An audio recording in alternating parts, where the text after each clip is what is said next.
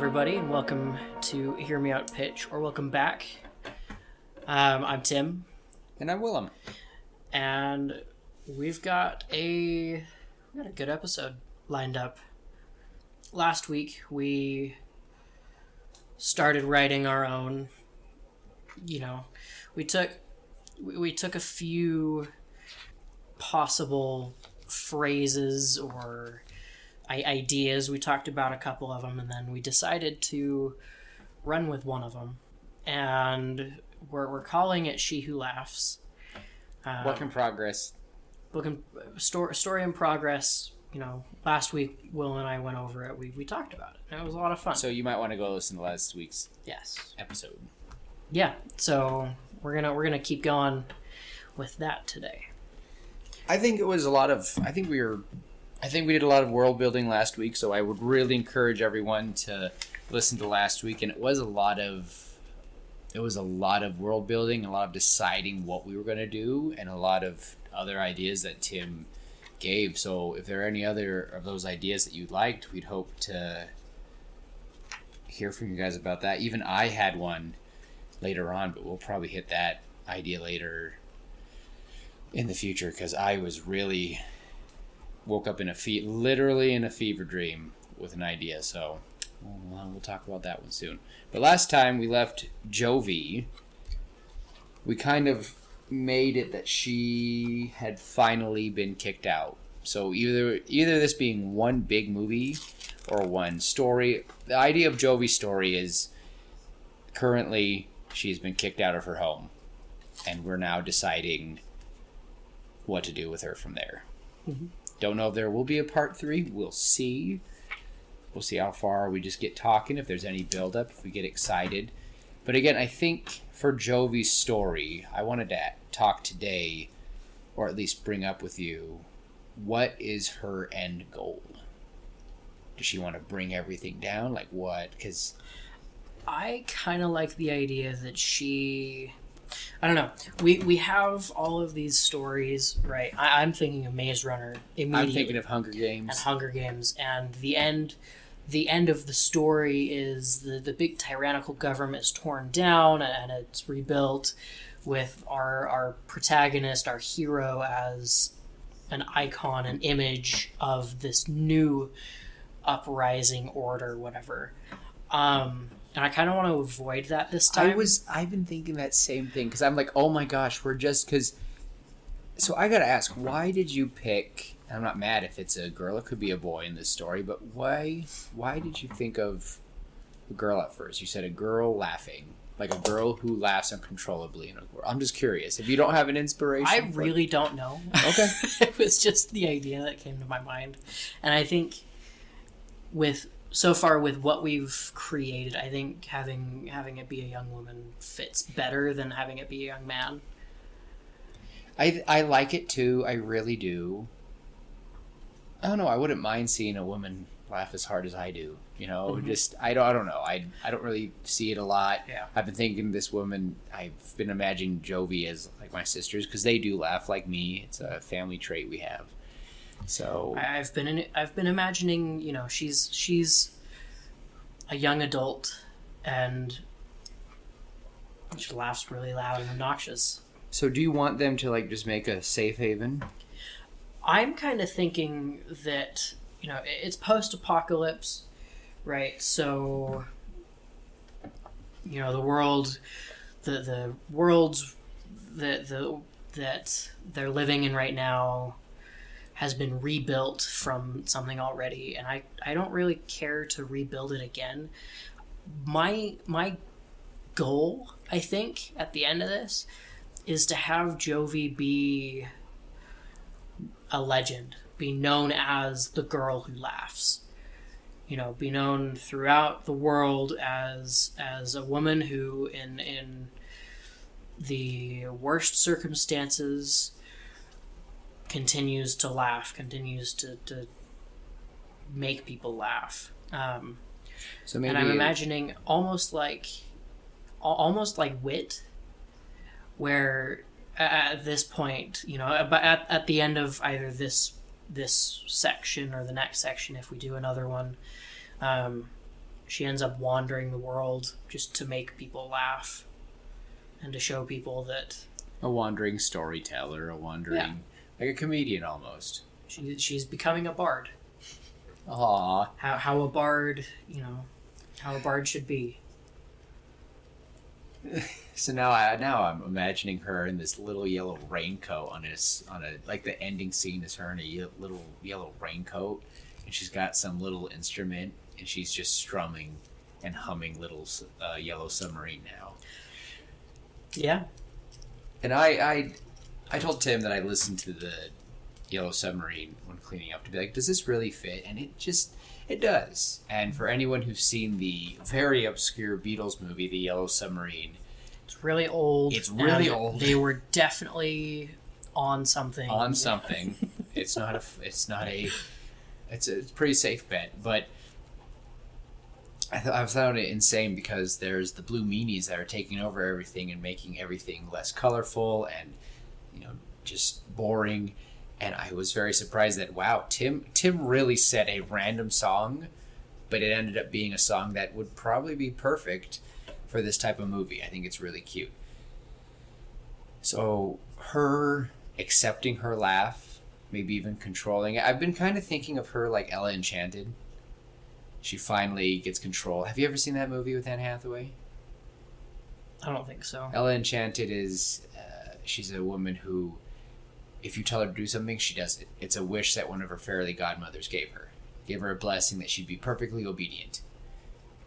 Just made on a whim. So if you tell her to take your water bottle and crush it, she'll do it. If you tell her to jump off a building, she'll do it. She just doesn't have agency if you tell her to do something. By the end of the movie, she stops herself from doing something awful because of it, and yeah. So I was kind of thinking she is able to control this in some way, or at least accept it. I just didn't want to be all like, it's going to end up like the part 3 is going to be some big giant battle, and the world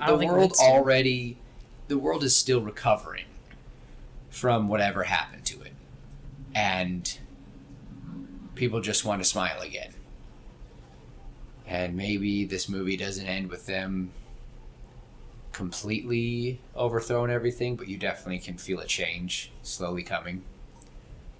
I still imagine that scene of seeing workers somewhere in like one of the high districts, rings that we've made, and they just start smiling. The chip like blinks out or something and they just smile. I don't know. Or you just hear laughing. Yeah. I just created, using AI, I created a movie poster because we talked about that a minute ago. Okay. And it didn't give me an image, but it gave me kind of the layout of how the movie poster would be. Okay. Right. The girl who laughs, and then, because a lot of movie posters have that little like subtitle description thing. Yeah. Right. So it says, the girl who laughs in a world where laughter is forbidden. Ooh. And then it would be the image of the girl who's laughing or whatever, and then there would be propaganda signs around that says laughter is forbidden and no joy and stuff like that, and then it would have the rest. I imagine a lot of mute buttons. Mute symbols. Ooh. Yeah. Yeah, I like that. I don't know. It was just something that I thought. I was just trying out, and it works. It's really cool. Let's see if I can do something with that. I want to try to introduce a few characters. I'm thinking, so in storytelling, right? You have your main character. You have a few different tiers of main character.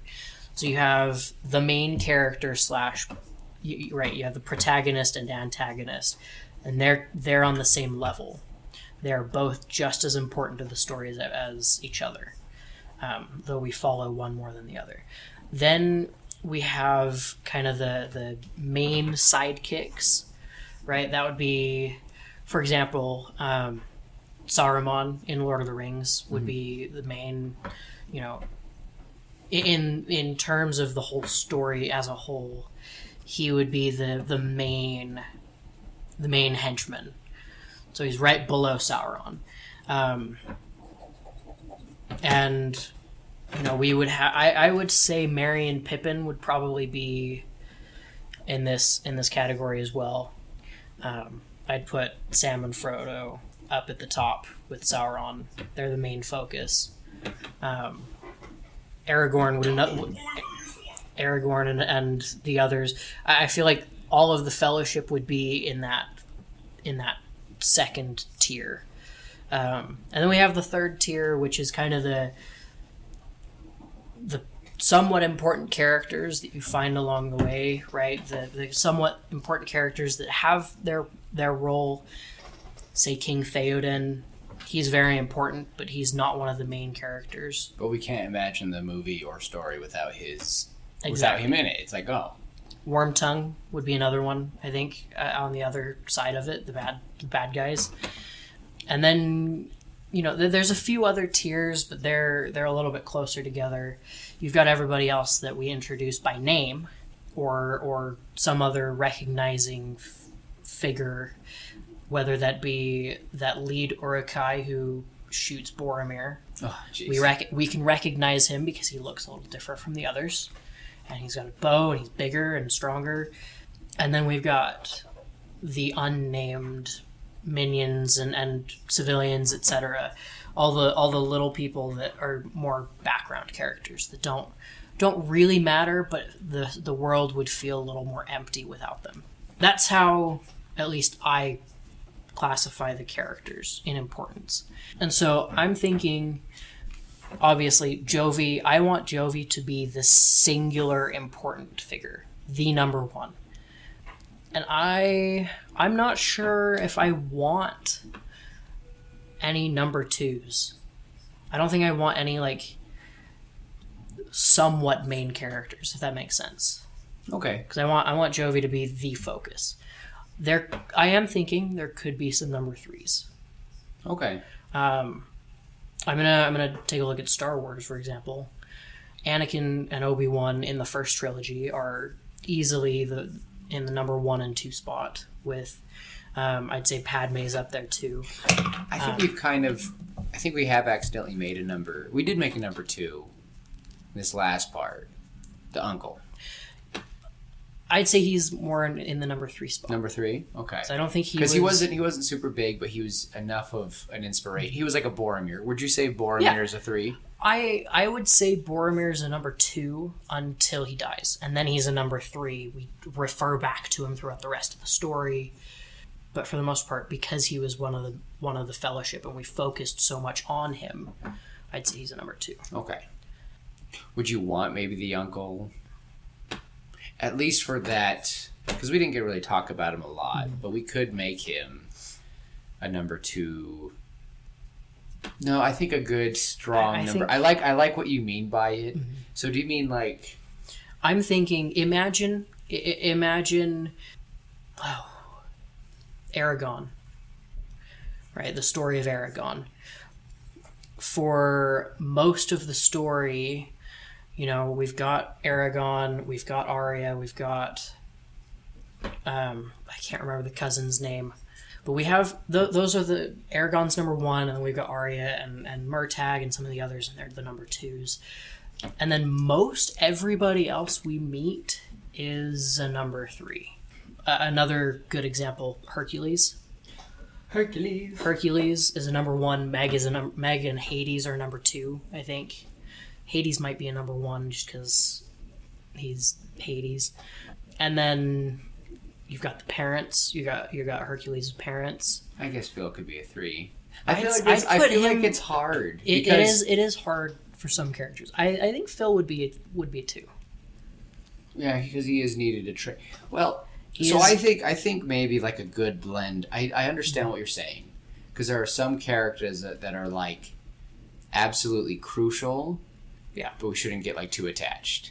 I want Jovi, and then I want an Éowyn/Theoden type character to be the next most important, where they are not the main character of the story by any means. They're just there, and we know them.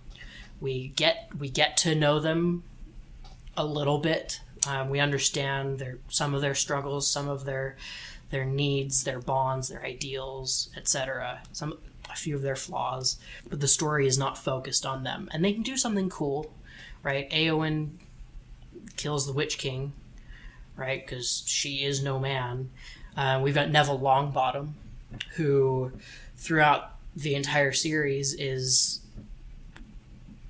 more of a side character that everybody pokes fun at because he's easily bullied by everybody, including the reader and and just the viewer.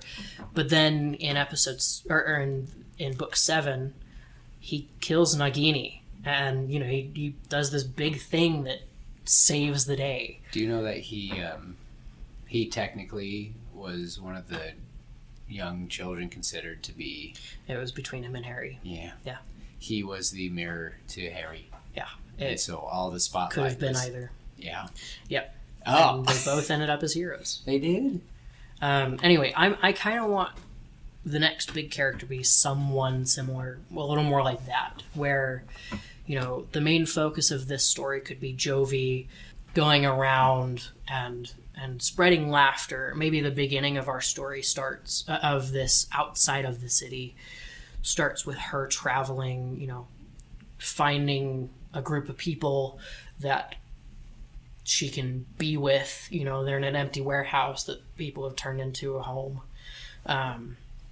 She's become one of the tribe, and maybe a couple of the members of this tribe have become this Theoden, Éowyn, Neville type character, where she turns to them. She kind of, she'll talk to them. She enjoys talking with them, but for the most part, she's out and she's talking with everybody as a whole. So I guess we need to think about it more as a video game. Yeah, because hardly do you have video game characters who are B. That you rarely have NPCs. It honestly it depends. It does depend on the story, but my mind immediately goes to Jedi Fallen Order and Jedi Survivor. Again, it's just they're some you got of my that favorite first game. The first game, you've got to be. You've got B characters. You got a few, but they don't come in until. But you know what I mean? Like think of Legend of Zelda. Yeah. The original games. There's no. I can't think of a B. Maybe the fairy, but. Yeah. That's really, and of course, like Zelda is a driving point, but she's not. She is important. She's important, and she is. I would say she's in that one spot, that A spot, where she's at the top, but because she is the main focus in some games, not all games. Not all games. Some games, she is a big driver in a lot of the games, but the main focus is Link versus Ganondorf. I would say Twilight Princess is like the only one where Zelda's like not a big deal. Like she's a big deal, but like not a big deal. Well, there's a few others. For the first half of Twilight or of Wind Waker, I'd say Tetra is a B character, and then when she becomes Zelda and all that, shut up! It's been out for 20 some odd years. Oh, thanks. Yeah, well, that hurts. Anyway, once she is revealed to be Princess Zelda, and then she does become more of a focus because she's kidnapped by Ganondorf, and she does play a big part in that final battle, etc. I'm going back to Fallen Order and Jedi Survivor. I'm gonna say for Jedi Survivor, for example. We've got Cal Kestis and BD. They are the number one spot. You would say BD's a 1? Yeah. Well, maybe BD is a 2. He's really close though, because his whole thing is one of the main mechanics of the game. Yeah. And anyway, I would say like Cage Vanda, the bounty hunter. Yeah. And there's the Holotactics dudes. And just a bunch of those other side characters that we know them by name. They do play a part in the game if you choose to let them. Z, I think, would be another one. I kind of want some more of those kinds of characters. Okay. So maybe let's treat it like Fallout. Because Fallout, I have no idea. Or Skyrim. Fallout, Skyrim, okay. Just think of it as one of those walk-around games. You go to these villages, and you just hear about how some soldiers got arrows to the knee, that sort of thing. The idea is we're going to have our character of this quote-unquote story game go around and see the world for what it is, and because she does a few set things, she influences the world to change, that sort of thing. Yeah. I want Jovi to become a little bit more of like an icon. So I want in the outer areas. So it's been really bugging me with our, and it's funny because it's like we made this story and yet I'm already like critiquing it, because like I don't want people to, if I'm thinking about it, why so if I think about it, what would happen if we came out with a story and people just critique certain things? So I think my question for you is, why is it so hard for people to laugh? Like, what is the driving thing? Like, what's going to make this work that Jovi is such an anomaly that she can laugh? Is it because she laughs so hysterically? Is that kind of the... My immediate thought goes to Katniss and, in Hunger Games, where the world just kind of sucks. Mm-hmm. And Maze Runner 2, where most people are just out trying to survive, and they're putting all of their energy into survival and trying to live and just trying not to give in to the darkness and let it take them. And that doesn't leave a lot of energy for laughter and for fun. So what if... So I kind of threw out the idea of that the world kind of had a Thanos mindset, that we have too much resource, we don't have enough resources, blah, blah, blah, whatever. And so instead of killing and culling half the population, they somehow culled their emotions, their needs and desires. We don't have the ability to want, like dopamine is non-existent here, or at least it's very small. We're not, so it's like the opposite of, because nowadays we're all pretty dopamine addicts. I'm not trying to give crap. We all watch like 15-second videos and go, oh. No, we are. But so what if we, bless you, what if we reverse it and these people are just boring? And because they're not making research, they're not telling their stories, they're not telling like movies, everyone just reads. And I don't want to give shade to like introverts. It's a very introverted society. I still think the chips are a good idea for like the highest of people who want to completely cut out their emotion and completely live in a state of like minimalists.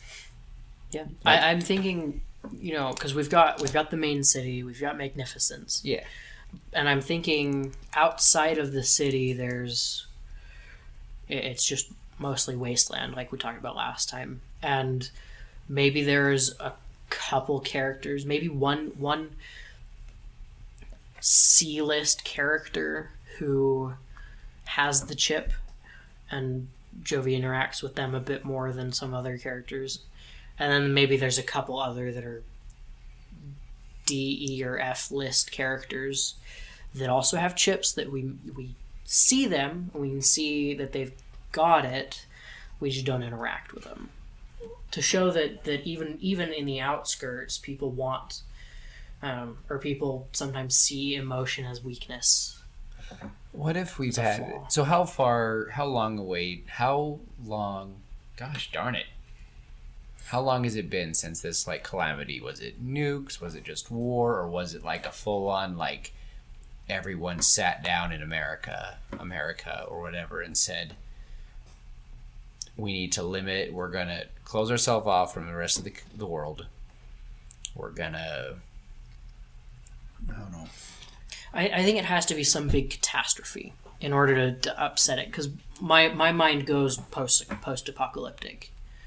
So maybe this is, I don't know, maybe this is the remains of the zombie apocalypse and the zombies have all been wiped out. We don't have to deal with that anymore, but this is the aftermath. Or maybe alien invasion, or it could be nuclear war. It could have been just war in general. It doesn't have to be nuclear war. Because I want to, you know how In Time was? Yeah. Like how it just seemed empty and quiet. That's kind of what I'm going for. And I don't know if I want, I don't really know if I want like wastelands. I'm fine with like outskirts. I do. Okay.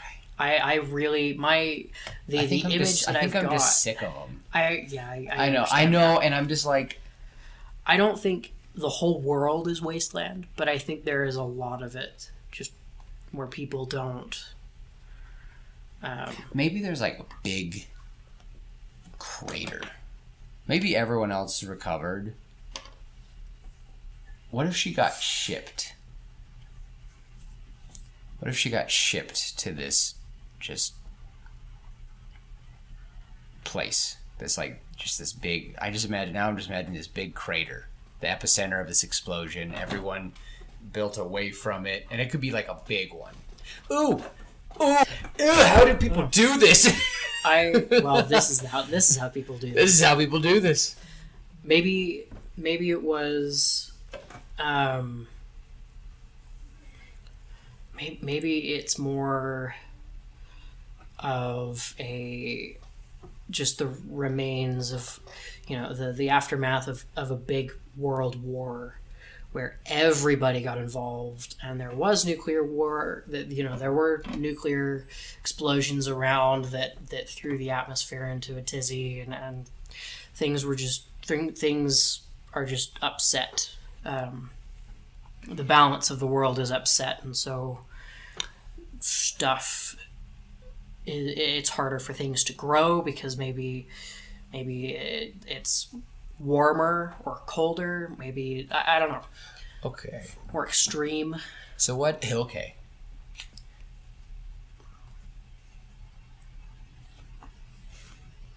And I don't want this to be like again, and I feel so bad because I was like, we're not gonna focus on world building. What do we do 30 minutes in? Hey, I have a world issue about this, and I don't want to just gloss over it.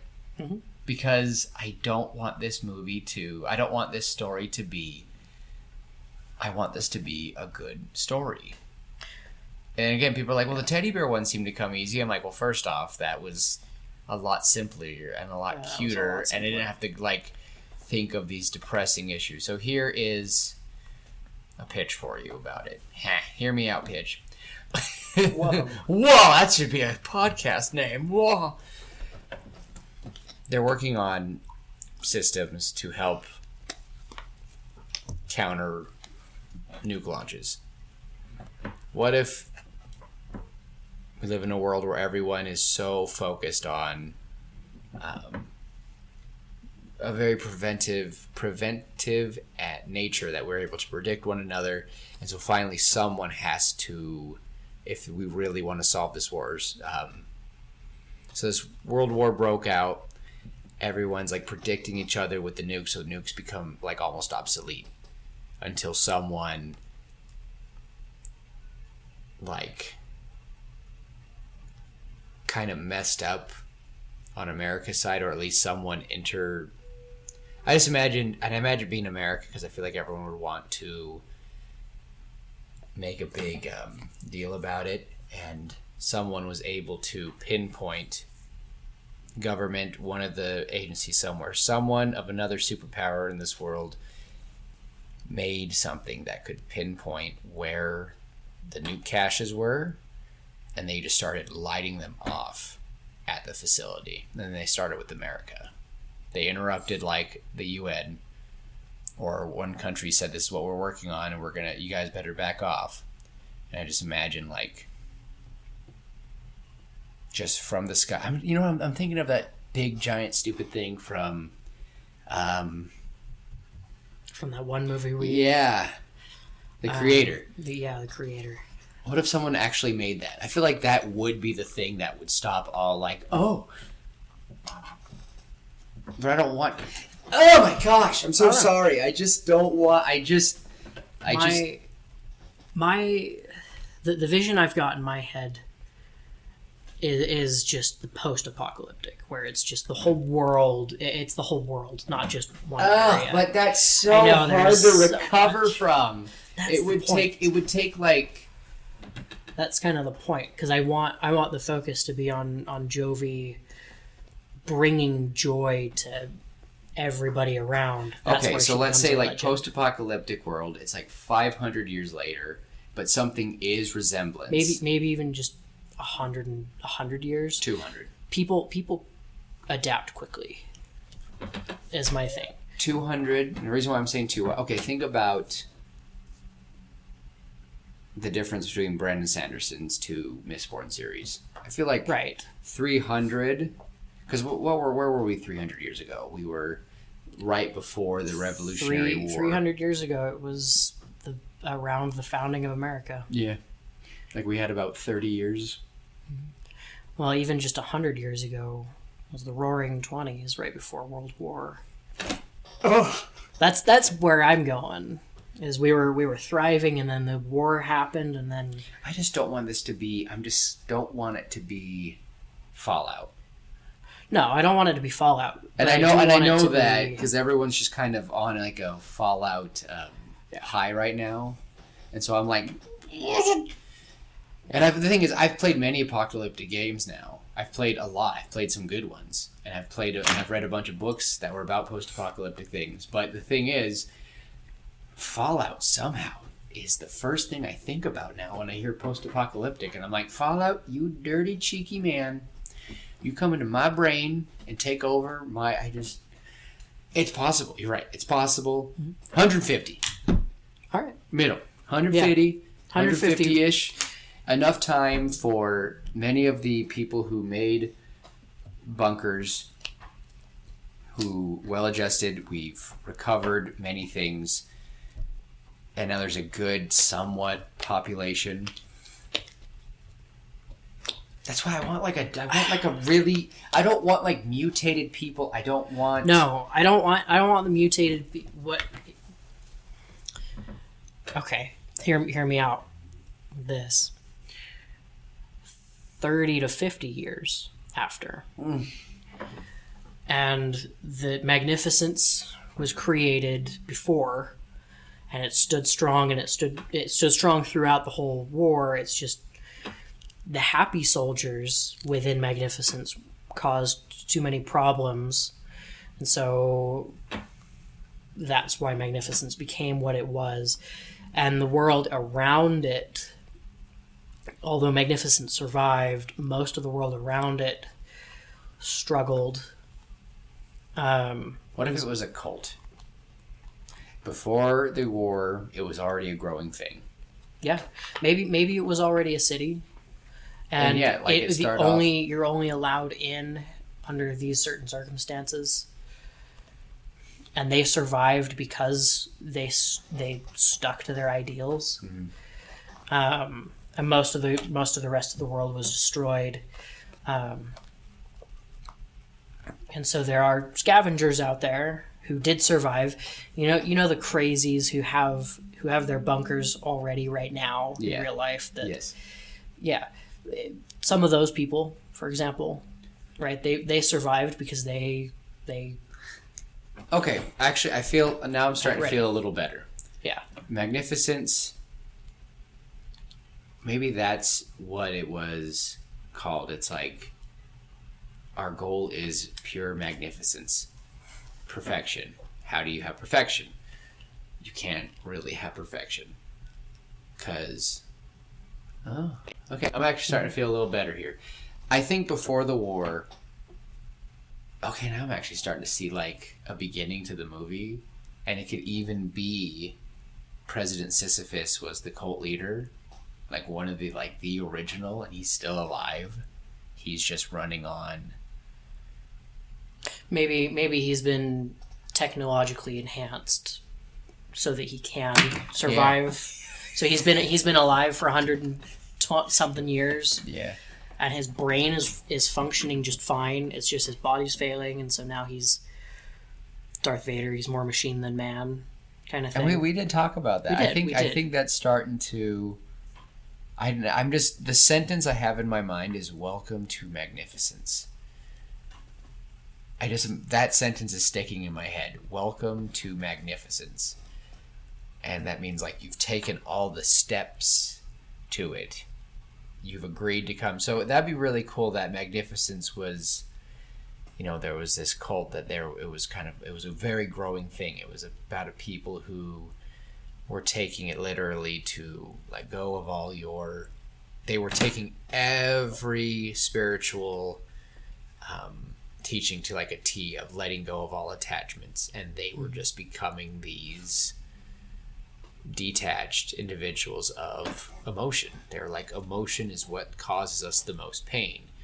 The idea of oh my gosh, they're basically, what's it called, stabbing the needle into the Inquisitors? No, stabbing. I'm talking about a real thing that we do. They stab needle. Talking about the acupuncture stuff? No. It's like a thing they like stab into your brain and make lobotomize. Oh. Yeah. We're basically doing that to these people. They lobotomize each other to become people who don't need anything. So this cult was warning, like, let go of these attachments. We're prepping, we're living. Like, it's better to be prepared. It's better to let go of these attachments. They sold all their stuff and made like structures that would be worthy of it.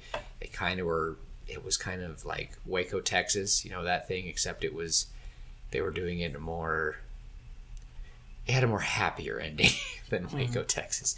Anyway, war breaks out, these people live, and they're still good. There's good, and they want to help. They do service, they let people, and they help, but then we start seeing people trying to, I like that. I like the idea that this cult survived, grew, and in 150 years they have become the City of Magnificence. They have many places all over the world, all over the country, and anyone else is rejected, and you're off to fend for yourselves. Like, there's cities. I kind of want Magnificence to be the only city of its kind, and then other cities have their own thing. And there's not very many cities. Again, I'm leaning more toward the. It's only been 30, maybe 50 years since the war or whatever, and so the outside world is still trying to rebuild, and it's struggling because of harsh living conditions now caused by the war. But I just feel like they'd get overrun. That's why. If it's only been 30 to 50 years, people will. Well, no, like most people died in the war, and that's why there's not very many. So, like, imagine cutting the world population from the 8 billion people we have now on Earth down to 500 million. Oh, like, there's not going to be a lot of people left to overrun places. But it would take about. Well, I'm imagining, like, a lot of the technology was there before. Yeah. And then the war happened, and they just kept chugging along. And so 30 years after this war... So do we want to make it like a dome? I'm imagining more Maze Runner, again, like 100-foot walls. I'm just worried about the radiation. Because that fallout lasts... Well, it doesn't have to be nuclear war. Okay. Like, what's going through my head is a lot of places, sure, there was nuclear detonation, but there's still, there was still the ground soldiers all fighting each other. There was still Blackhawks flying in and mowing people down. There was still the tanks. So maybe a lot of the wasteland could be the remains of that. And we see a few tanks sticking out of the sand. We see crashed Blackhawks. Maybe we see an airplane, just a regular like Boeing 747 that's been crashed. And it's been years, and so like it's all sun bleached. Everything is like super sun bleached, and I just think of SpongeBob when I hear sun bleached. Sorry. And so while Jovi's out in the wilderness, or out in this wasteland, maybe instead of the bus, maybe it was that plane. Okay. Maybe she found the plane and what if she actually found a submarine? Maybe that could work. Maybe she really did find a submarine. That would be a far stretch, though. It could be a submarine that was being built. She stumbles upon it. That might be too much. Yeah. I think a yellow bus. I think the school, I like a school bus. A yellow school bus works. Would still be pretty cool. And okay, we'll see some other military vehicles and stuff around. Okay, my last. I now see how creators. I think I like having two creators. Like I think this is probably how like the creators of South Park. And I know you don't watch South Park, but their creative writing. I wanted to send you a video about how they plan, because those guys are actually like genius writers. I would love to sit down with them and talk to them about like how they do it. Or the Russo brothers. I think two people is good, because right now you're like, I want this, and I'm like, I want the world to be like lush and green again, but there's just a big controlling force. Okay. So maybe I'm thinking too broad. Maybe we just shrink it down. Yeah, I don't want to focus on the rest of the world. I don't care what's going on in Russia. I don't care what's going on in Africa, South America. I care about what's going on around Magnificence and within like 150 to maybe 400 miles out. Okay, split the difference, 75 years. That's still, it feels too far. My thinking is, if it's been too long, then civilization has already been built up again, and there will be big cities that are counters to Magnificence. Okay, so this is I'm thinking it's been. I almost want it to just be like 20 to 30 years after. Okay, like it's very recent. Everybody's still feeling the aftermath, but it's been 20 to 30 years. So the wasteland has. It's kind of settled down. There's, the nuclear waste has kind of self-contained, and people out there are able to survive and have been for a few years. People who've been kicked out of Magnificence have found their way together and have built small societies of maybe a few hundred people at the most. And they're kind of like in tribes, and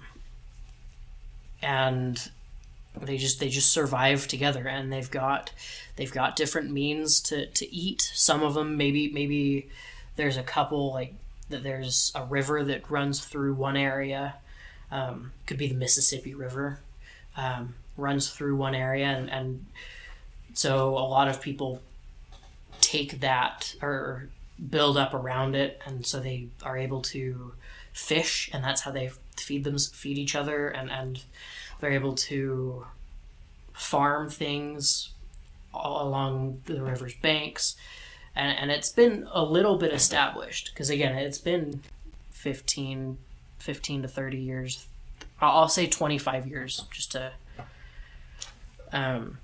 keep it simple. It's been 25 years, and so small civilizations have popped up. No, and you're right. And I think I know why my brain's been itching every time you said 30 years. Because I'm like, why is my brain... Like, something's been bugging me. I said every time you say like 35 to 40 years. I think the reason why I've been like freaking out about it is because... And I'm glad I'm looking it up. Because I think we might have to go with like 50. Or at least I think you are right. And so I want to say this, and then I actually have, I think I'm starting to get something that can help. I have a way of thinking that might help both of us, Okay. which will help like settle both of our like differences.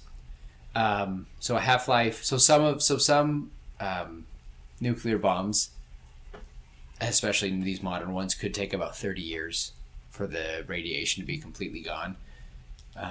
And I was reading that very little of the bombs tested in the 60s and 70s in New Mexico, their residue is like non-existent. So yeah, I think this could work. I think what if this cult was pretty big and had a full-on like underground bunker? They had a big thing. What if the whole city itself? Yeah, the whole city. There was an outer. Maybe there was an outer shell, and then once the war was finished, they removed the shell. And these guys were lucky; they maybe weren't in the middle of the blast. They were on the outskirts. They were in this very lucky, and maybe this Sisyphus is a genius because he took his time. Because again, he's detached everything. He was able to settle on what would be the most likely place of a safe haven, and he was like, here are the major cities, here's what they'll probably bomb here. So maybe here's my way of thinking it to you then. What if Jovi does not succeed in influencing the world, influencing the city, they will become what I imagine. They could become a place where they've taken over everything slowly. And that's fine because it is a better world. They just don't have laughter. Mm-hmm. So if Jovi doesn't intervene now, you'll get what I have. Maybe. Because I think maybe at least within the area. Yeah. I feel like I just think we have, because we'd mentioned robots and all these sound things, and I feel like that'd be really hard to maybe make in 30 years. I think that's also another thing that's been bugging me. Well, that's kind of why I was thinking, imagine all of that was put in place before. Okay. Like they already had prototypes. They already had prototypes, and they had just maybe they had once been like almost smoke detectors, but more for sound, and then over those 30 years, people they just developed it to be a little more precise, a little more perfect. Before the war, some people already had the chips, but very few, and most of them didn't survive. And they had to too correct. long, and so that could show why they're so severe. I'm sorry, I didn't mean to get like so loud. I'm just getting excited now because now that's probably why they're so severe. In the very beginning, they were like, here are our rules. Because imagine all these people are hearing about this magnificent city, this city of magnificence. And it's like, well, they're kind of strict with their rules. And, we just see people throughout the movie like they are coming in and over time. And again, it's not a lot of people, but people are trekking all across the country to get to this place. And it's like, here are our standards. Are you going to follow them? And so now that's been 30 years. We've had many people come. There's not many more people trickling in. A lot of people kind of died because they were like, these are the rules. If you can't, you get kicked out. They didn't kill people. They just kicked them out. But some people did attack, and they did become kind of this very fortified city. Because again, if they don't have detachments, they're pretty good at like... I like that. They're like, even though they're detached, they're very much like, again, I think of Vulcans, where they're like, yeah, we're not attached to emotion, but we'll enjoy a good book. We learned. We're people like Brainiac. Yeah. Brainiac, Vulcans. These are people who are very logical people. Like, imagine a whole place like Sheldon, except not so, this is my spot kind of thing. Mm-hmm. Just... You know what I mean? I want this to be a world that is... I don't want... And I hope I'm not calling out introverts. I love introverts. I have very introverted friends. I think you all are very... It would be more of like a socially awkward type introversion. Mm-hmm. that's not, it's not normal. Not the normal kind of introvert that we have today. Mr. Fredrickson's family at his wedding, they're all quiet. Yeah. I think that's fine because, again, these people would be very focused. They're not emotional, so they don't really fight over products. This is a place that they're starting to be fair, and because they don't want to make rash decisions and more technical decisions, they slowly start taking away emotions by freedom of choice so that they're not so worried about things. Let me take away your pain. Mm-hmm. And you won't have to worry about anything. You get to enjoy, you get to learn, and you will live. But you don't get your emotions. They are mine. Yeah. Odium. Can we call the city Odium? No. Please! Can we call the robots Odiums? No. Dang it. Can we have a club named Odium? I just want one reference to Odium. Maybe we could have someone mention something. I don't know. There's a robot. The robots are called Odies. Odies. ODIs. That just makes me think of Odie from Garfield. Fine. Odium. Okay, I think...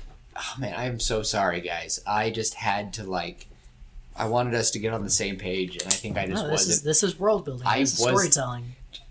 Dear gravy, this is what you go through when you set up stories for D&D. When I create my stories, I go through this process, and I have to argue with myself instead of arguing with you about how things should be. Okay, I think we've met. Yes. I think we've made something nice because I think following a story. So can I say 40 to 50 years? Do you think that? I think the sooner it is, the better. Just so that, again, the longer it takes, the longer you take to establish something like this, the longer people have to adapt and become more civilized. And a lot of what I envision for this particular segment of our story, this next segment that we're covering, I feel like it should be a little bit more feral, a little bit more survivalistic, and less established. So do you want Magnificence to fall? No, not really. I want Magnificence. I want it to have. I want it to work. I want it to be a little open-ended because, again, all of the stories that we have so far, that already have this kind of thing, are very close-ended. I'm thinking of just a humble bard who wants to go out and bring. That's my goal. Is just a simple woman who wants to travel the world and spread laughter. Because even though the city is void of emotion, people just aren't happy outside. Yeah. And she's a woman that laughs uncontrollably and turns that into finding joy. I think throughout the first, or maybe throughout the movie, she's learning to control her laughter, and so, and she finds a reason to control it and to let it out when she needs to. So I think. Okay, so I think, again, President Sisyphus, still alive, and it's not 100 years, so it's very possible he's alive, and he's still kind of running on machines, though, but he's still pretty smart and pretty able. Again, I think for him knowing the best spot, realistically, for people to not be able to really get to them, because I imagine, imagine the Great Lakes, there's some pretty major cities there. What if he found the perfect spot? They would be right outside. Imagine 3 big circles on my table, and then he's right there. And because they made precautions, they did that. So now, in order for you to get to Magnificence from any angle, you have to go through 3 or 4 wastelands. So I still think that now 50 years, people 30 to 40 years. How about 30 to 50? Well, and one other thing, vegetation takes time to grow as well. It does. And so, if we wipe out all the trees in this area, 50 years later, we'll have some decent sized trees, but we're not going to have giant sequoias. This small land was they made a 10-mile, 10, 20, maybe even bigger. They made a perfect little city. Imagine just, let's say Salt Lake City. Yeah. Just the middle of Salt Lake City. And we've got everyone else was gone. The center of Salt Lake City is, Temple Square, and there's all the government buildings around. I'm imagining that is more kind of the center. So by the time it reaches that North Salt Lake and then other ways South Jordan, Manti area. Once you get out of actual Salt Lake, right? When you get to the freeway, once you hit the freeway, okay, that's the second circle. Okay, and then you go out another 5 miles from that. Okay. So point being, I don't think it's entirely impossible, especially if this cult was pretty big, if it had gotten pretty big. Mm-hmm. They had made this big old plot of land, they fortified it, and now that they've done it in such a way that you have to cross all these markers, that means the radiation is still around. But when we get to that 30-40 mark, which you're kind of hoping for, it's dying. So, so it wouldn't be as intense, and she could have a chance of living. Yeah, well, and I'm thinking a lot of people at this point have, they have protections. Maybe a lot of them wear lead-lined boots or something, so that the radiation doesn't get in through their shoes. Yeah. Or something like that. Lead-lined boots would be so heavy, iron boots from Zelda. But something like that. They've got precautions in their clothing, and they've got ways to survive it. And maybe they have some technology that's anti-radiation technology. Yeah. And it's basically like a Bacta tank from Star Wars, and you're sitting there for a while. And they're cleaning. They have chemicals that clean themselves out. So I don't know. That's filler. That's kind of. But I small think the idea details. of this president was so smart. These people were so smart that they were able to plan ahead. They saw what was happening, because again, they all became kind of like geniuses. Many people went there. Imagine the people who started following before then. I still think the 6 rings are still very possible. I think within the city, 6 rings, and maybe that's split into 2 rings or into 3 rings as well. Yeah. So we've got the 3 rings, and within each ring is 2 rings.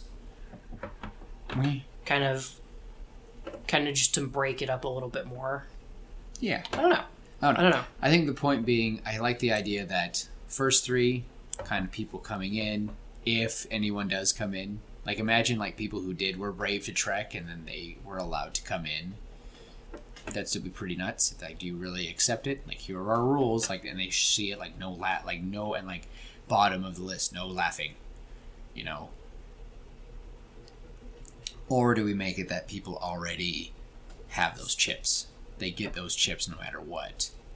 I think the chips is you go from level 3 to level 4. Okay. At the halfway mark, you get the chip, and then you can move up. Otherwise, you're stuck at 3.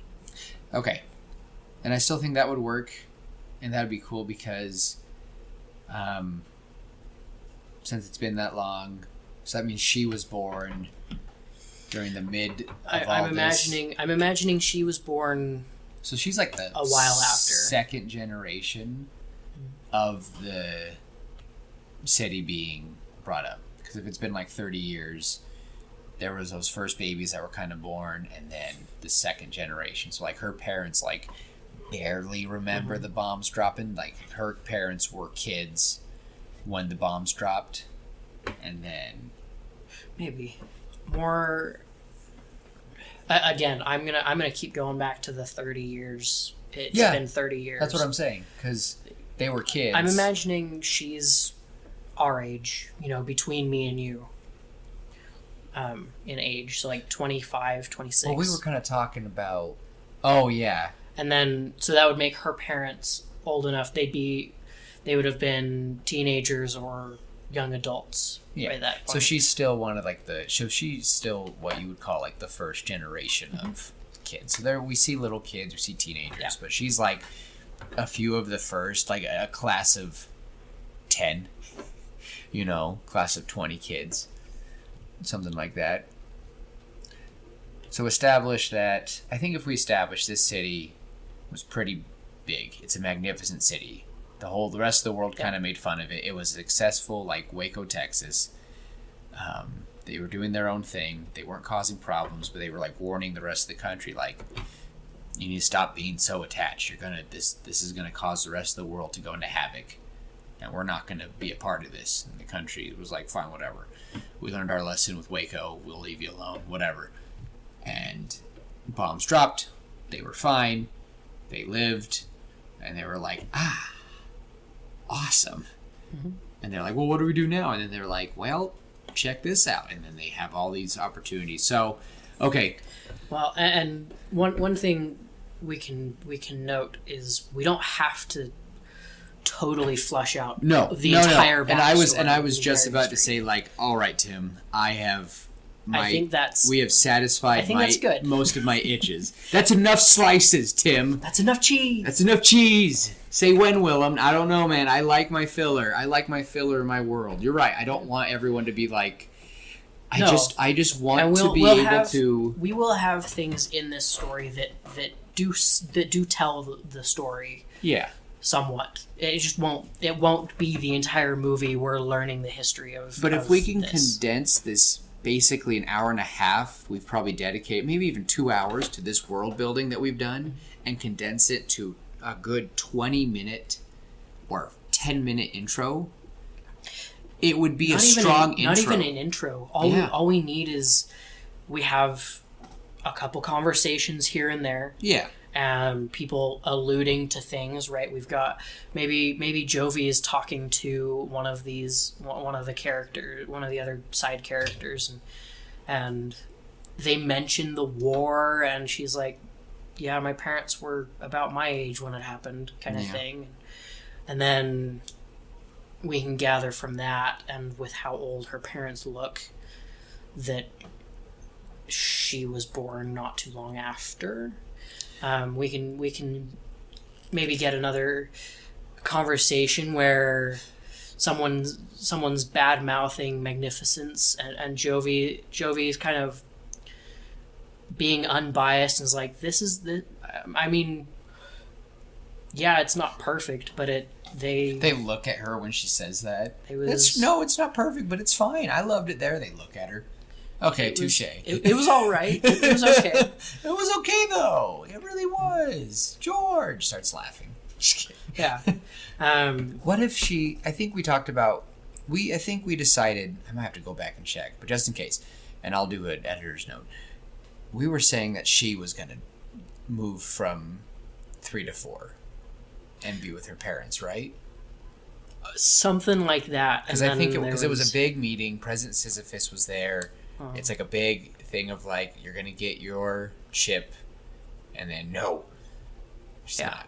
But now it's like, so would they really kill the uncle then? Maybe not. Maybe they forced the chip. Maybe he is forced to get the chip. Okay. And so then he is forced to not feel, and he doesn't. At that point, he doesn't care anymore. So Jovi... Maybe that's what hurts her more than him dying. Maybe one of the conversations that she has with one of these wastelanders is... Maybe her uncle was telling her, like, your parents aren't the same. This isn't right. Mm-hmm. And that was the big thing. Oh, and he gets cut off singing Yellow Submarine, and he just quiets. Ooh. Yeah. Ooh. Yeah. Oh. Oh. Yes. And I think Jovi could be having a conversation, and she could call back to that and explain how that's kind of what maybe she's asked why'd you leave? Why are you out here? And she can, have that little flashback and talk about it. Okay, Again, that seems do more. want- I think that makes more sense of him being silenced with the chip. I and think killed. the chip. If it rather was, than and I the think that's execution. why I was kind of freaking out because I'm like, Maybe it's called an execution when it's a forced chip. no, it's just it's a forced. It's called an execution by The rebels, by the the people rebels. who don't like it. Yeah. yes. They're like, no, you'll become. It's like, no, you have the pleasure of having the chip. You mean execution, an execution of your emotion. Mm-hmm. But he'll become. The thing is, though, with is he's completely lobotomized, basically, and it's just a worker. Yeah. He just goes out and does stuff. He's nothing. He doesn't get to enjoy anything. He's a prisoner. Ooh. Instead of killing people, they still need workers. You're forced to have the chip. And you are one of the top people who just works. And we can even see... become one of the robots. Yep. Yeah. You become one of Sisyphus's drones. Yeah. I like that. And the thing is, you could see one of them... And the thing is, they're not... What would be terrible is if there never were robots. They're just the people. Yeah, we talked about that last time. And it's like, and it would be sad though if we just see one of these robots is like an older person, and I'm talking like 60, and he just gives out. His body just falls over. Can't do it anymore. Can't do it. His body gives out, but his brain is still trying to go, and it just shuts down like a robot. Okay. Oh, I'm starting to feel a lot better. Mm-hmm. Oh. So I think that's why I was starting to get kind of like not upset with you, but more like, damn, we killed an uncle in this like post-apocalyptic world. We can't do that if it's so like we can't waste resources. So it's okay. I'm starting to feel I think much better. I think Sorry, everybody. Quote unquote execution. He was chipped. Okay. I do like we can that. retcon our own stuff from our last episode.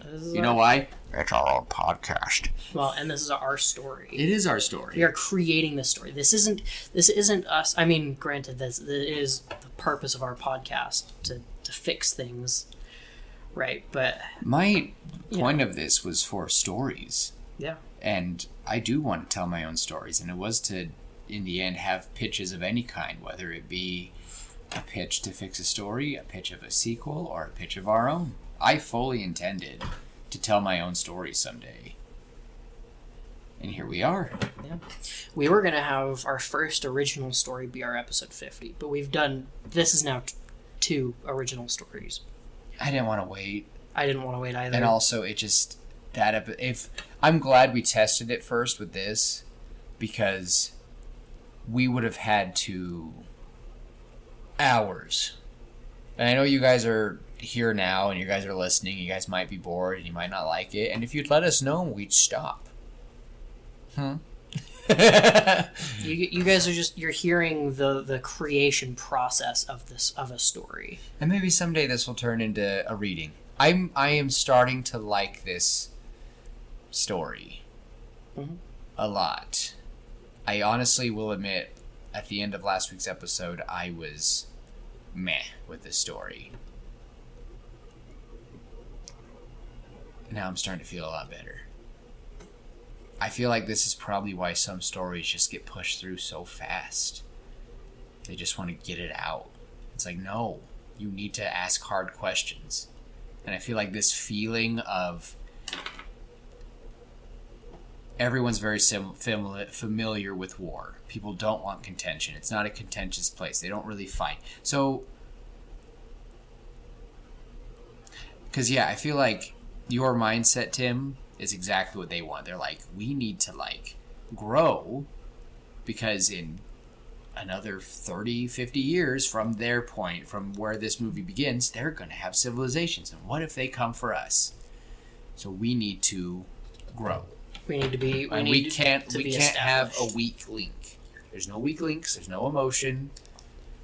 They're already starting to practice making guns. And the thing is, again, I don't plan on Magnificent's ending. I just imagine Sophie leaves an impact that this place what did I say? You Sophie. said Sophie. I don't know why I like the name Sophie. Jovi leaves such an impact that they won't become what I was thinking in 100 years. They're not some big giant in time Maze Runner apocalyptic world. It's something better. Yeah. They become a magnificent city of light. They become hope. It's post-apocalyptic. Yeah. So people are going to sacrifice. They're going to sacrifice to survive. And what if you sacrificed your emotions? Yeah. And that's kind of, I don't know. I think that works. And then the whole point of Jovi being on her own telling these stories would be to let everybody else know outside that even though the world almost ended, it's okay. We're human. We keep moving on. We keep trying, and we survive. Humans are emotional creatures. I feel like, you know what this is starting to sound like? A little bit. And I'm okay, because I really like this character, RoboCop. Yeah. Because he's mostly machine. He really is. But there's still parts of him that, there's the human aspect of him that keeps trying to break through. Okay. So I feel like with this out of the way, it really makes a more scarier thing of Jovi getting kicked out. Because I think we finished with her leaving the city in tears, crying Yellow Submarine. I think that would be an awesome parallel if that was like the middle, like the first, like the ending of the first movie or wherever this is at in her story. But it's just cool that someday we'll have a parallel of her, because we said that she was holding like a stunner. Now that we can't say it's a robot arm now, because they don't really have. Maybe they have like some batons. They have stunners. She has maybe her uncle had just a traditional rifle, like a 22, and she grabbed that on her way out. Maybe. Yeah, just something. Because I think that would work, and then she could have that, and maybe we could see her hunting some jackrabbits out in the sand. That could work. Ooh, sand. Oh yeah, the wasteland. The wasteland. Remember that we got the big yellow. Okay, but bus there here definitely could be a submarine now, because if this is around the Great Lakes area. Yes and no. I don't care what they say. I know there are submarines in the Great Lakes. I know it. Yeah. Maybe school bus. I think school bus. I think the school bus. A yellow fits. school bus would be cute. So what I imagine though for this parallel is we saw her leaving and exiting, and she's crying.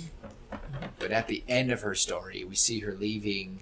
So she's leaving on a sunset, but now she's following a sunrise at the end of her story, and she's laughing and singing with a guitar. I love it. So the parallel, so it's different. So before she was a crying girl going and wandering alone with a gun, scared, alone. But then, end of her story, she's a humble bard with a guitar or something. I think she still has the rifle on her back. Oh no! I imagine she But, totally like- has. I totally imagine she has like the bayonet strapped at the end of the guitar. She has something. That would be cool. Or she's turned the Maybe she's got, like, turned a the handgun. rifle into the guitar. Ooh. Yeah, maybe early on. Maybe early on. Here's this. She is found by the Wastelanders, and they scare her, and she falls onto her gun, and it bends the barrel. Oh, And so she takes the barrel, she takes the gun, and over the movie we can see her working with it maybe, and she turns it into the guitar. She bends the barrel even more. It's broken. It's a broken gun. It's not going to function. What if it got broke by? I think I kind of like the idea that she falls and it breaks. Maybe the barrel doesn't bend, but maybe part of it snaps. I want her to at least use the gun for a bit, Yeah, and then yeah.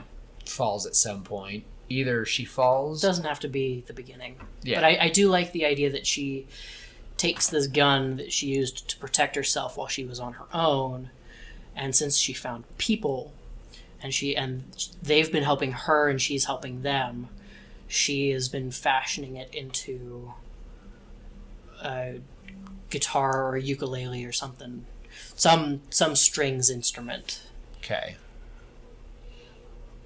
No, I really like that. So I think now I do like that. I'm glad you like that idea. I do think maybe she's got a handgun. Yeah. That's still, so she can still protect herself. You need but, protection this day and world, but I do imagine that she just wants to travel and bring hope. I can totally imagine the revolver on her leg. Yeah. I can see it too. Cal Kestis style.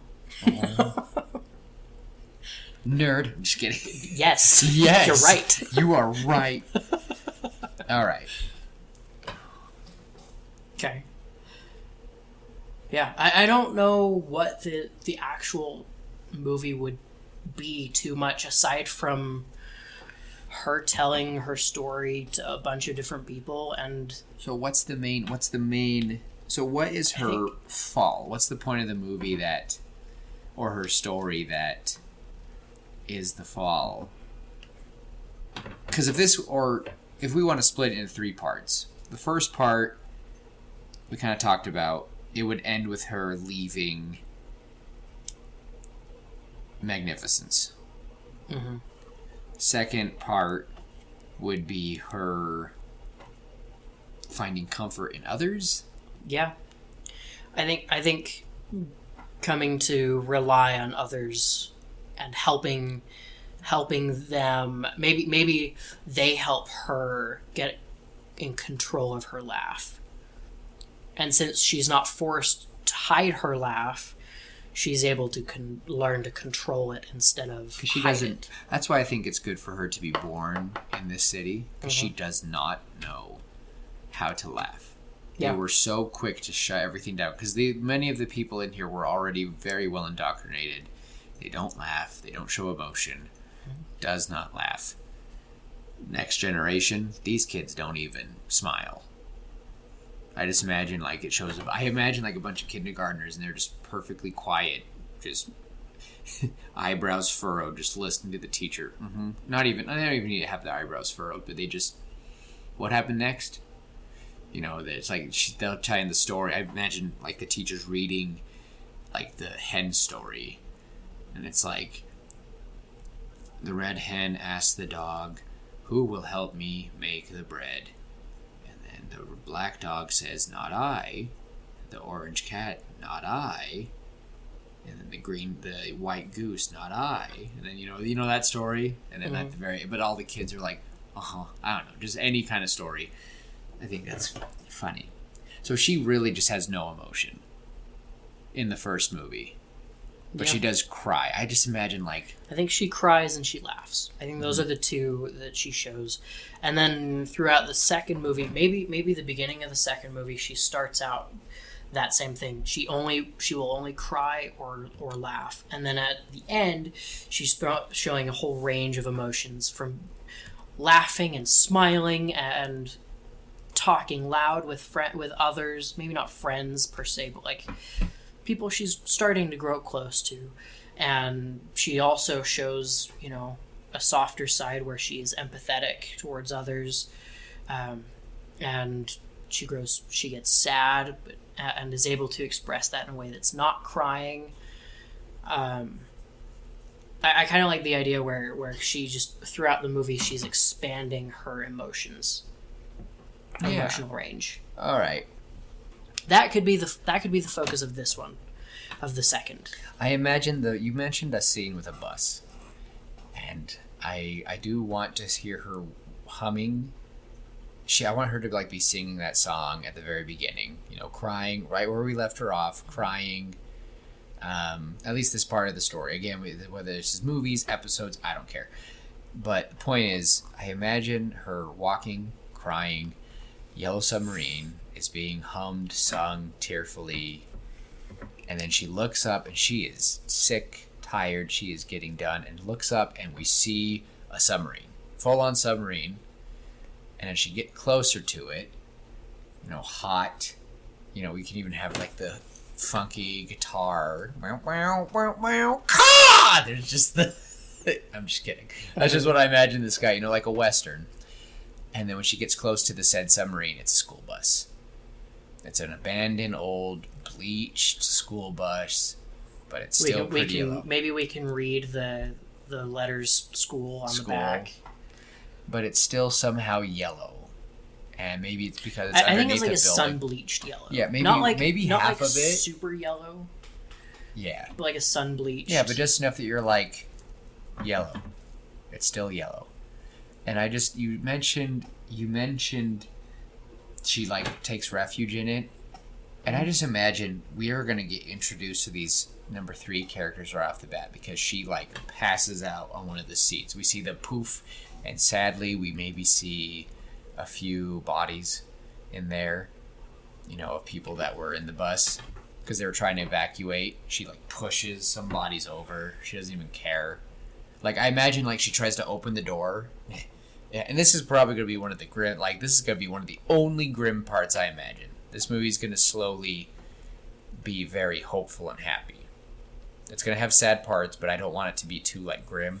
I don't know about the bodies. I think maybe we see a couple backpacks, like really, really old backpacks. We don't see bodies because I think that's a little too sad. I'm thinking PG-13. Yeah. Maybe just one bus driver. We don't need to see the skeleton, but we just see, like, the camera sees the figure from the bus driver's angle. So, like, if I'm driving the bus, camera's right here. Mm-hmm. So maybe we get a view and we just see, like, a figure head down. Maybe we just see, like, a jacket. Yeah. And so when she walks by, she, like, walks in the bus and, like, very tiredly says thank you, like, to the bus driver. Like, thank you. Because they probably have, like, a few buses at where she's at. Because, again, the city might be pretty big. She knew what a bus was. So she gets in and monotonely says thank you for stopping. And then I just imagine she falls down on one of the seats, cries a little bit again, and just passes out. She gone. And then, we just hear a laugh. We just hear a laugh on the outside.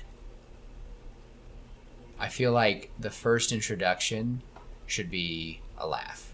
Not something really, like, not as powerful as hers, but just like a, hey, a bus! Like, just something, and we see people come in, holy crap, guys, there's someone in here! And, she's very, like, hazy phase. I want her to be super dehydrated. I want her to be lucky and stumble upon a kind group. I don't know if that's... I think a kind group would be good. I don't think if that's too hyper... I don't know if that's too unrealistic. Maybe. Here's the thought. Maybe the first group she finds... Maybe she goes and she cycles through a few groups. Maybe 3 or 4 groups. And the first group she finds is super happy. Second group is super sad. And the third group is super, maybe they're the super friendly ones, and the first group is just the super kind, empathetic.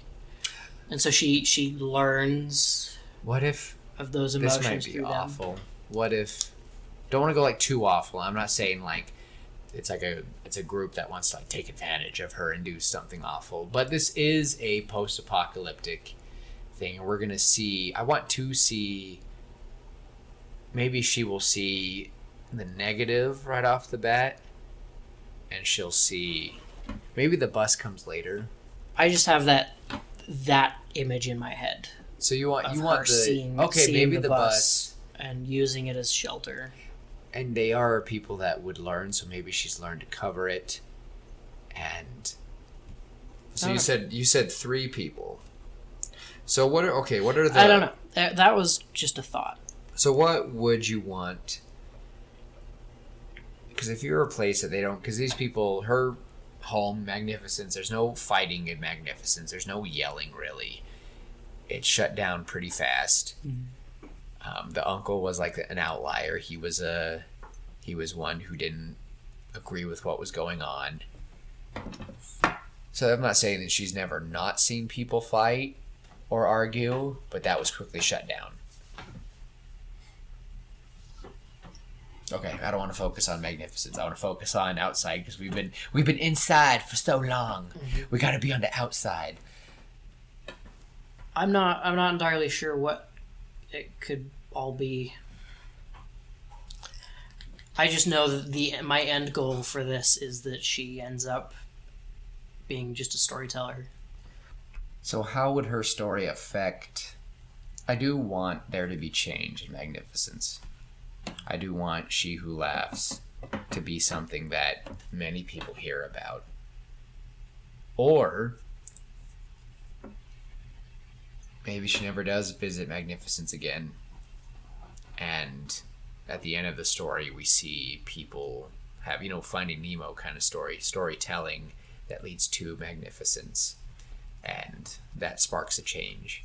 Or we see her walking up to Magnificence at the end, but singing and being happy. There's a couple ways we could have that. I'm just not sure exactly what I want the filler, the middle, the meat of the thing of this story to be. All right, then how about this?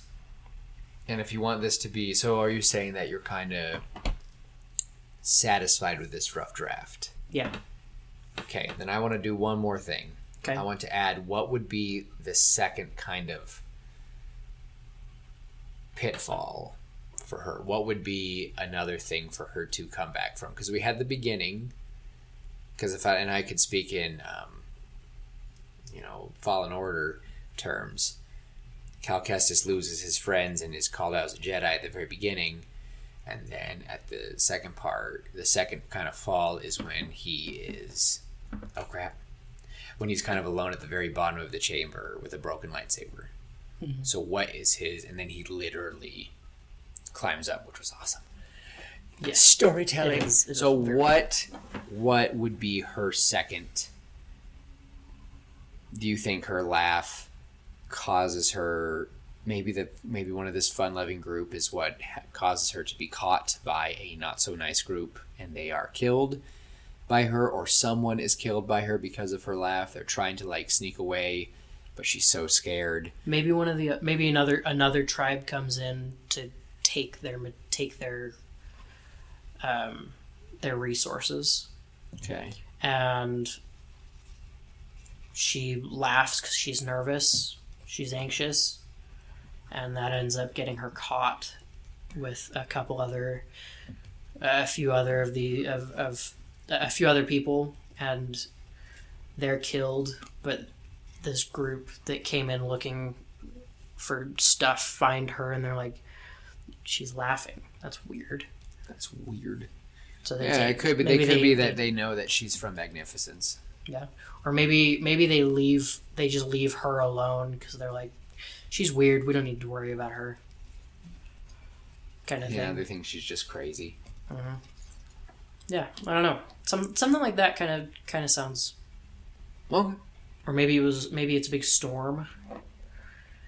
And, maybe it's a big storm and it floods, and it's the first big rain in a really long time. Everything is washed away, and she's left with nothing but her broken... Maybe that's where the gun breaks. Left with nothing but her broken gun, and maybe one person... The yellow submarine flooded. Yeah. Maybe one other person survives. Maybe she was taking refuge. Maybe she was having people join. In the bus? In the bus. And then it all went to crap because people betrayed her. And then she was thinking of not trusting. She's like, this is why it's better to be monotone. This is why I'm a freak. I do want her laugh to betray her. And I do want her to learn to laugh. I want her to learn to laugh, learn to cry, learn to smile, learn to tell stories. I don't know if I want her laugh to betray her again, because it already did in Magnificence. The reason why I'm thinking she's now just afraid to laugh, and so anytime she starts to laugh, she covers it up. And it takes time for the other people to convince her that she doesn't have to hide it. We could have some kind of animal be chasing her at one point. And that's that could be another point of why the laughing freaks her out. Because, thing can't smell, or she has a good hiding spot, she's doing good, but again, she gets nervous. And she starts laughing, and she's like yelling at herself, like, "Don't do it! Don't do it!" Okay. I like it. I like that. I think that works. I think that could be at the beginning. Some big feline thing. Thing. I feel like there'd be a few animals. It could be like a cat of some sort. I'm imagining like almost like a lion. Yeah. But not actually being a lion. Something like that. A mountain lion. Something. Yeah, a mountain lion. Just something, anything. Like a pack of wolves, maybe. If they're up north. I just want her to go through stages of, I cannot laugh. Emotions are dumb. People outside of Magnificent are monsters. Mm-hmm. I want to go back to where I belong, but they won't let me in. But I'm going to survive. But then her mindset at the end is, Magnificent is flawed. People can be awesome. And my laugh is something that is wonderful. Yes. Okay. All right. So do you want to maybe pause here, and whether or not we do another episode, maybe filling in some fillers, or we just pause for now and then maybe someday we treat you all with a big reading? I like it. I think that works. I feel like we got some pretty good meat and potatoes. We didn't really get other characters, but I feel like we don't really need them for this. Not really, no. We'll make up stuff, but I feel like this thing had to be a thing where we had to set up the world. Mm-hmm. And I'm sorry if we didn't get like a lot of stuff. We didn't really get to show what Jovi is, but I'm kind of happy with it. I do feel a lot better than I did last week about it. And I feel like I can actually now focus on coming up with scenarios. Yeah, maybe we can come up with a few scenarios next week. I don't know. We'll decide. We'll see. You guys will have to say. But I think this is a good. Yeah. I think that's good. All right. Well, do you have anything to say to everyone before we head out? Not really. Just be kind. Love each other. Kind to each other. Treat each other the way you want to be treated, and remember to laugh. Remember to smile. Please laugh, and laugh with all you can. Don't be ashamed of your laughs. I think laughing's fine. Laughter. I can go on for hours about why I love laughing. Mm-hmm. But we hope that you enjoyed this, and we're still learning. This is new. We will get better at layouts, but we would love suggestions. Feel free to hit us up. Let us know what we can do to be better about this. And until next time, we will see you later, pitches. Bye. Bye.